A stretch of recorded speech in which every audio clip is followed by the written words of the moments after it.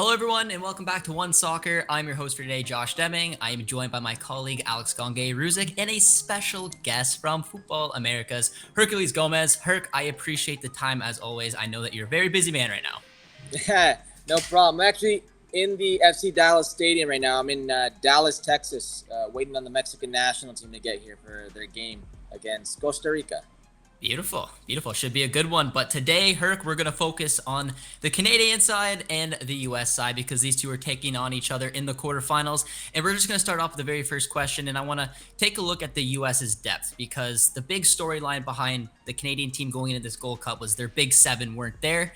And I used to like to kind of defend Canada and say there's a lot of other quality players that can, help with that absence. And right now, the depth is seeming to be an issue because despite the U.S. sending what some argue is a B or C side, they seem more likely right now to be the team to take it to Canada. So tell me a little bit about the depth for the U.S. right now and kind of just your overall thoughts of that U.S. team in this tournament so far. Yeah, I would say it's closer to a B than a C. This team is stronger than the team that won Gold Cup last go around. If you guys recall, against Mexico's A team, it's a stronger team for sure.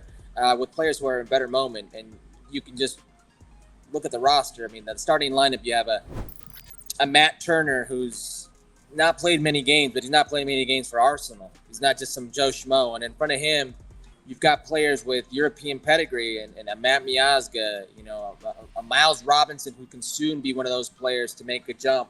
Jalen Neal, who's one of the best up-and-coming players, young players in Major League Soccer, and has shown some very good things. And Brian Reynolds to the right with European experience. DeAndre Yedlin, who has European experience.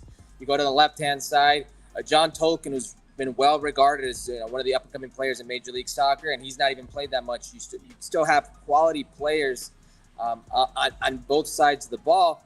And in the midfield, you got a guy in James Sands who's coming back from Europe, right? Didn't maybe go his way at Rangers, but it goes to show you he's got that pedigree in him still, and he's trying to maybe make another jump, and he's a solid player. And, Gianluca Buzio, who many thought would have been on that World Cup roster last go-around, and he's finding himself in the Serie B right now with Venezia.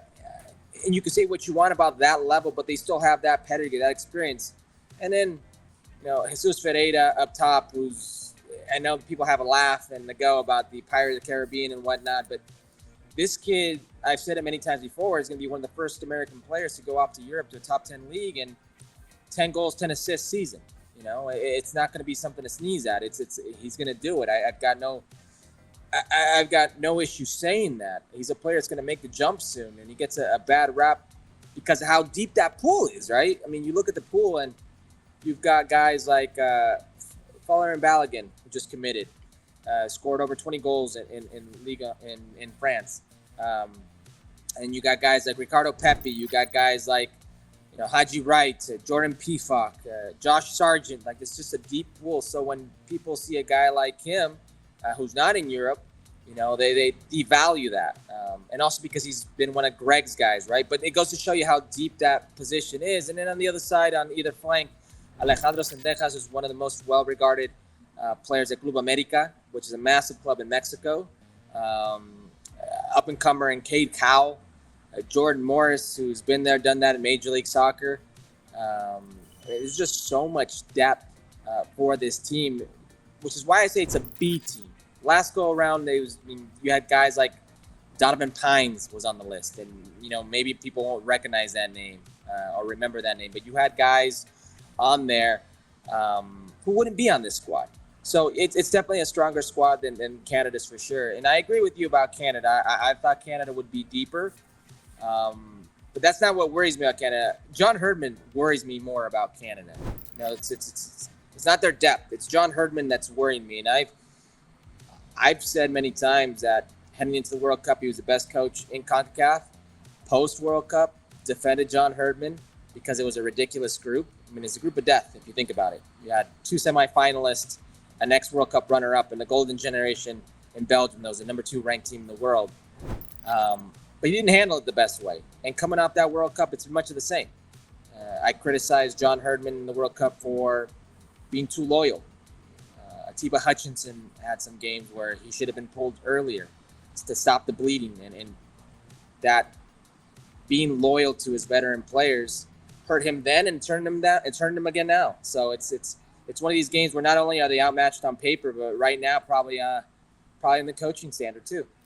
Well, I kind of want to pick up on what you said about John Herdman, because I think it's so fascinating right now. You're kind of seeing the discourse around him change as well in Canada, a lot of pressure on his shoulders. And, now ahead of this game, he said on TV after they beat Cuba that he wanted to play the U.S. He's welcoming the challenge to play the U.S. He's like, we were purposely not trying to score to play the U.S. And obviously we've seen him make comments in the past that maybe poke the bear.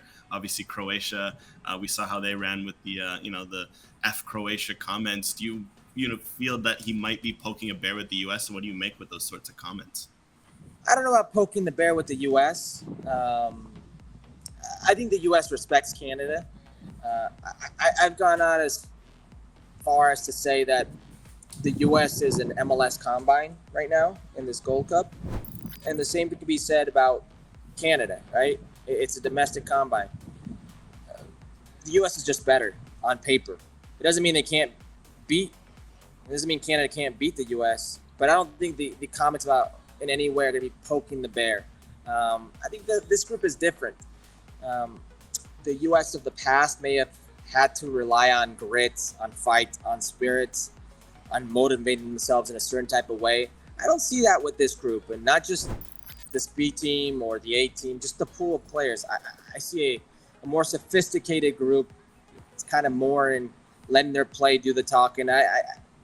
We've seen things with Mexico, the U.S. and Mexico, but that's just a rivalry that goes way back, and they've been thrust into that rivalry in some sort of way and been forced to react.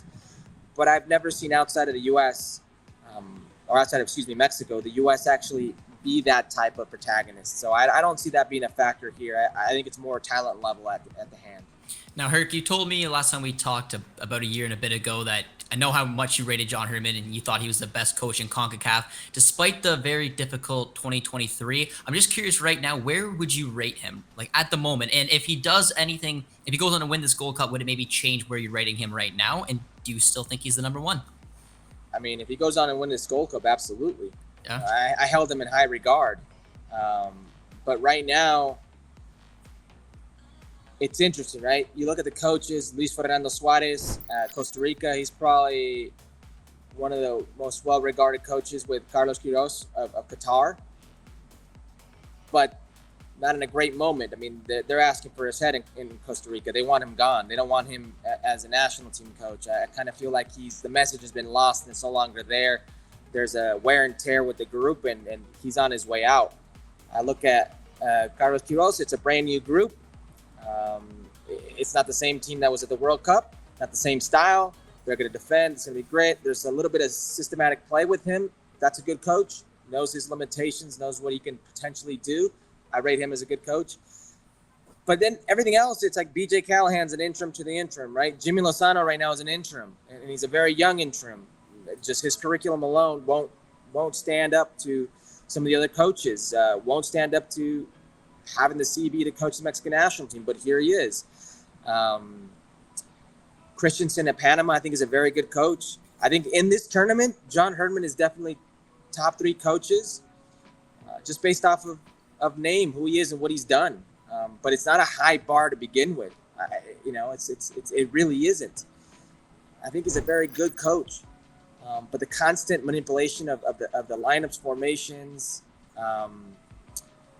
of the unwillingness to let go of a few players, it's been hurting the program since the World Cup. So if he wins it, yeah, I think he's got a stake to, a claim to make, but it's tough to go against somebody like Greg Berhalter, who fans may not like, but he's won everything, and he'll be the coach when this is all over.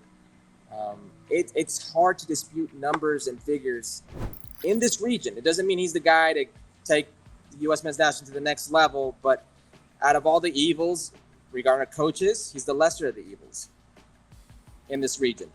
Obviously, Herc, we mentioned the Canada's depth this tournament and kind of how it's been a surprise, just maybe the quality. Kind of curious, from what you've seen of Canada, is there anyone that's maybe impressed you within that? And has there also been some players that maybe have struggled a lot more than you expected them to in this tournament? Yeah, I didn't expect Vittori to struggle as much, you know. I think a few players, the goalkeeping position, the center back positions, those are some enigmas in the Canadian pool for me. I didn't expect them to struggle as much. Players like Jonathan Osorio, who I rate very highly, Cavani, who I rate very highly, not really perform to their level or to the level you would expect in a tournament like this. I mean, I was very surprised to see a 2-2 draw versus Guadeloupe in Toronto. You know, like it was Guadeloupe, right? Yes. Yep. You know, if there was one thing that Canada did in World Cup qualifying, was manage games, manage opponents. So they played against Mexico, and they were like, they can't keep up with us. We're gonna go toe to toe with them in the midfield, and we're gonna outrun them, outwork them. We're gonna ran them, ragged in their own home field, and they did that in the Azteca. We're gonna come against the U.S. men's national team. We're gonna sit in low block, and we're gonna give them the ball because they think they're so good, and then we're just gonna pick them apart in transition. They did that in Nashville and in Hamilton. So I expected those things and those type of performances from some of those players, and they didn't do it. I mean, you can take the Cuba win for what it is. They needed to win, and they scored 4 goals, whatever you want. But nobody's really impressed me on the Canadian team right now. There's nobody that you can come out of. If this next game against the U.S. is the last game and performances are the same, I wouldn't say anybody helped their stock. No, I mean, Herc, I know you love Twitter, and right now the Canadian fans are not feeling overly good. I just put out a tweet and said, on a scale of 1 to 10, how confident are you?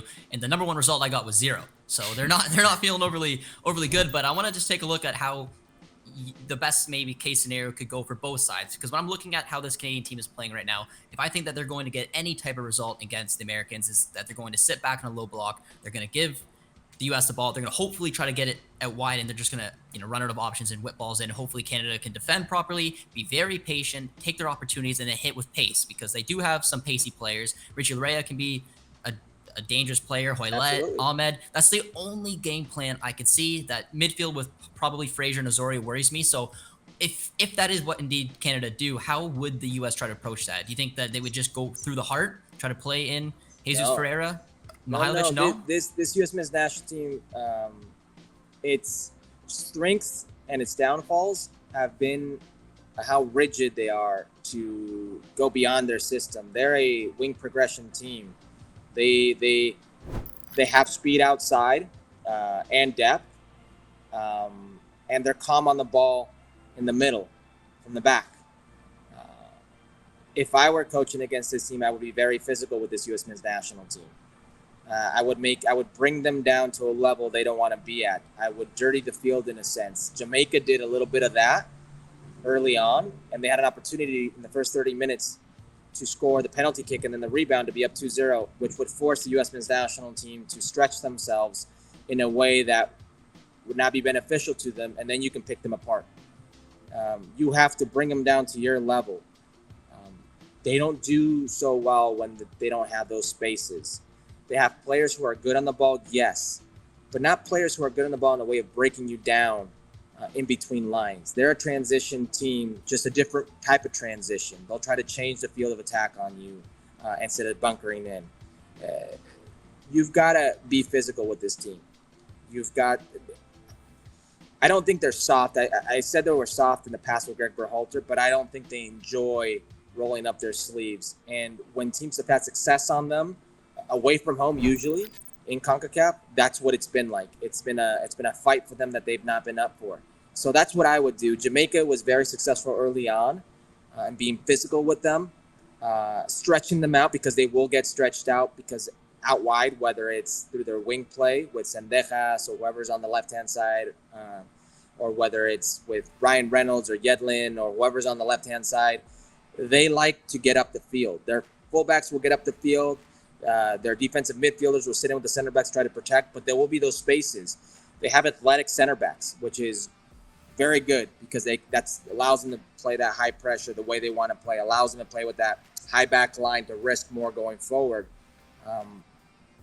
But they're vulnerable for sure. You just have to find the moments to make them vulnerable. You have to find the moments where they feel uncomfortable, and I think it's physicality. And then obviously for this game, what's kind of fascinating about it is kind of feels like for the first time in a couple of years that Canada's really heading into this game as proper underdogs. Like, Canada's in bad form. The US in the Gold Cup, I mean, they've made the final every time except 3 since 2000. Canada hasn't beaten them in the US in over 60 years, I think the stat is. I'm just curious, say if Canada, say the game plan hits, they sit back, they catch US on the counter, get those wide areas, they get a win, be it in regular time or penalties. How big do you think this win could this be Canada's biggest ever win over the US? No. And also how would it be received in the US? I think people are pretty conscious in the U.S. of what this team is. That the Christian Pulisics of the world aren't here, the Weston McKennies, that the Yunus Musas, like the starting core is not here. I think they're conscious of that. I think they're also conscious that it's BJ Callahan, interim to the interim, and this is a second-rate tournament, if you will, because the money was on the Nations League final. I think those are all things that fans are conscious of. I think the Federation is conscious of that as well. It'd be a blow because they're just a more talented team than Canadians. It'd be a big win for Canada, sure, but I don't think one that you can put too much stock into either. It's a tricky situation because this is why I feel you can play with the emotions if you're physical of the U.S. men's national team. They're the favorites in this game. For many, they're the favorites in this tournament. So you can play with that. If you're physical, if the game is 0-0 for long stretches of this game, the pressure turns on the U.S., and they already have that pressure. A lot of these players aren't used to dealing with that pressure. They don't play abroad. They're Major League Soccer players, and they don't really have that everyday feeling of that pressure. So you can use that to your advantage. I really think it's one of these where the U.S. wins, they're supposed to win. So it's kind of a lose-lose for them, right? They're supposed to advance. They're supposed to win. They're supposed to beat this Canadian side. So I think Canada has a lot of things going forward or for them in this game. Just unfortunately, there's the talent level that's not one of them. Now, Herc, again, last time we talked about the emergence of the Canadian national team and how, they're trying to battle with that rivalry between the U.S. and Mexico. I don't think, over the history, you can't deny the fact that Mexico-U.S., that's the big rivalry. But do you think after the recent dominance that U.S. has had over Mexico, is Canada the bigger rival to them right now on the field? Or if not, how close do you think it is? I would have said so before the Nations League, but I saw a side of U.S. men's national team versus Canada, this Canada, that Canada, that I've not seen before. Alphonso Davies, who looked very frustrated, who tried too much, and every time he tried more, it was counterproductive. Jonathan David, that was inoperative. Kyle Larin, that you never even thought he was on the field. Eustachio, Richie Larea, players that you would say would make their mark that were nullified by what looked like a better team, and on paper is just a more talented team. Now, Canada wasn't the more talented team on paper in a lot of games during World Cup qualifying, and they won, and they managed results, and they got ties when they needed to. They did what they needed to win World Cup qualifying. That's not the Canadian side I saw in Las Vegas. It looked like a shadow of their former selves, and regardless of how bad Mexico is, I still feel they're more of a dangerous game for the U.S. men's national team than Canada for a lot of different reasons also. I mean, it doesn't matter where Mexico plays versus the U.S., they're always going to be favorites off the field. And what I mean by that is you look in the stands and it's going to be predominantly Mexican fans. So there's a lot of things going for Mexico regardless of how bad they are when they play the U.S. men's national team. So I think Canada still has a ways to go there. All right, Herc, final question for you. It's the most difficult one, but Alex and I coordinated these shirts for you, big Tigers guy. So you got to tell us which one you like a little bit more. And remember, mine has 5 stars. Alex's only has 4. So that's true. That's true. Yeah, they're both beautiful. They're both beautiful, and that's it's one of the biggest teams in Mexico right now. That's a winning team right there. I will go with the blue, even though the yellow is traditional, because the blue is like playoff style Tigres when I was there. So yeah. I'm a little hurt, but that's totally fair. But Herc, I really appreciate the time as always. Keep killing it over on Football Americas, and hopefully we'll be able to talk to you again soon. I appreciate it, guys. Thanks for having me.